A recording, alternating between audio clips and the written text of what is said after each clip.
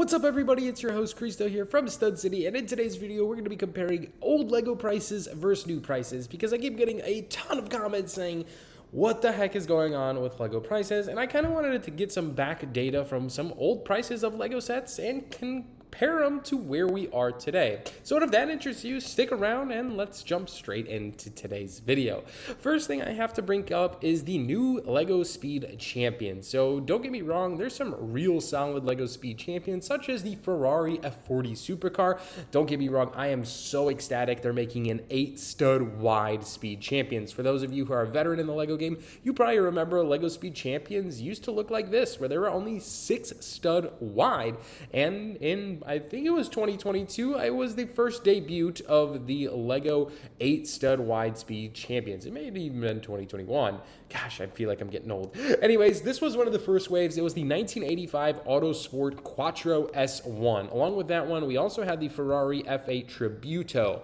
Now, both of these, believe it or not, retailed for $20 here in North America, here in the US. So not a terrible price point considering the modern day ones are retailing for $27.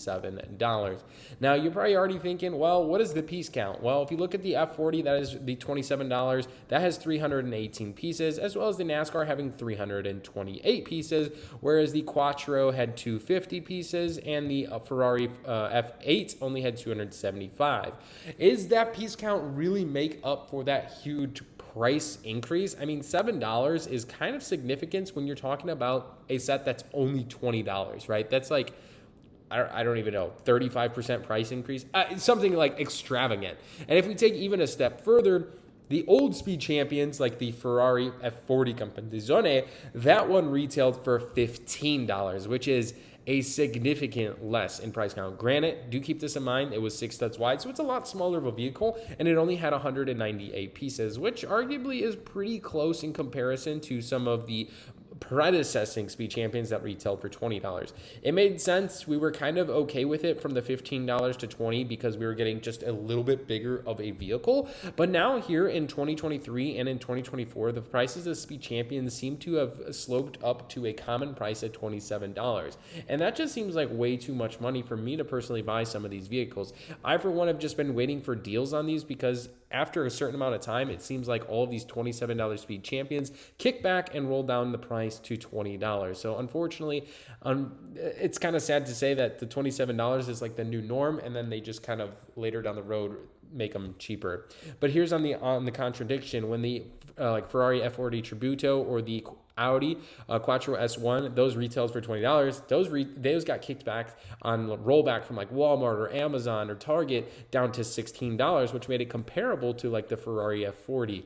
But who knows? Maybe the prices will come down in the near future. I would argue probably not a safe bet, but hopefully we can continue to find clearance deals on sets like that. Let's move on to the next Lego set and topic of interest, which is going to be the Millennium Falcon Playscale version. Now, here is the Millennium Falcon that's been out for the market for a very long time. Like literally, it's been freaking years. This was out before I wasn't even collecting Lego, and I started collecting Lego in around 2018, 2019.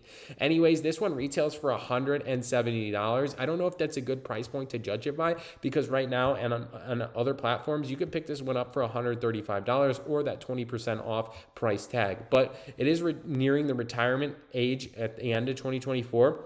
So maybe that's why it's commonly on sale on platforms like Amazon, Target, or Walmart. Now, let's take a look in price comparison to the new Dark Falcon. It's kind of hard to compare the two sets because truthfully, they're so different, even though they are the same technical Lego ship and they're basically the same size. The Dark Falcon is retailing for $180, which, if you already forgot, is a $10 price increase from the Millennium Falcon. Now, I will say this is arguably, for me, one of the better priced Lego sets of 2024 for a handful of reasons. It comes with 6 exclusive minifigs, which, at least in the Lego Star Wars genre, is very uncommon. So to get 6 exclusive figs, and for the most part are super unique and overall very solid figs, is very, very rare. And the $180 price tag for coming out, almost a decade after this Millennium Falcon, I would argue is decently comparable. And if you want to talk prices per piece or piece per ratio, this one has 1,353 pieces for the $170 mark. And for $10 more, you're getting 1,579 pieces. So for those of you saying, well, maybe the piece count went down or anything like that, it's not true. Like 200 pieces more basically is kind of a decent amount for only $10 more. I think this is a very interesting comparison, but I will say this, the Dark Falcon for me was the best Lego set of 2024 by a landslide. This set is truly amazing. But let's go back to a set that I think is not performing well, or won't do as well, and is extremely overpriced. We have the TIE Fighter and X-Wing mashup. This is a brand new 2024 Lego set that is part of the Rebuild the Galaxy. It comes with two Lego sets basically inside. One is a TIE Fighter, and the other is an X-Wing. I will say this, you do get four really solid exclusive minifigures and an L3GO Astro Droid mech. Pretty cool to say the least to get some exclusive figs in a set like this. Check those guys out. Those are pretty awesome. But regardless, this set retails for $110. And even when I did a review video back when this set got early to me, sent over by Lego, I did say that this was mildly overpriced. Considering two things. We just retired the Imperial TIE Fighter at the end of 2023, and this set retailed for $45 and was commonly available for around the $30 to $35 price range. Along with that one, we also had the Luke Skywalker X-Wing Fighter, which retailed for $50 and was commonly available for $40 and on rare occasions for $30. Now, even take the MSRP price of the two sets and combine them together, you have $95.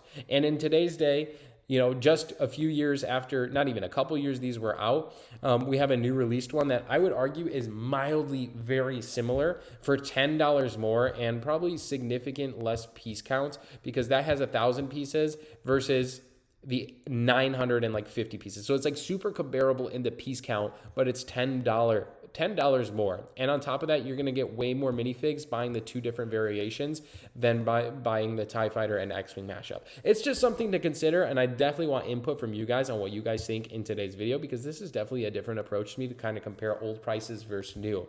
But I think this one is definitely a standalone, like, oh my gosh, that's kind of crazy.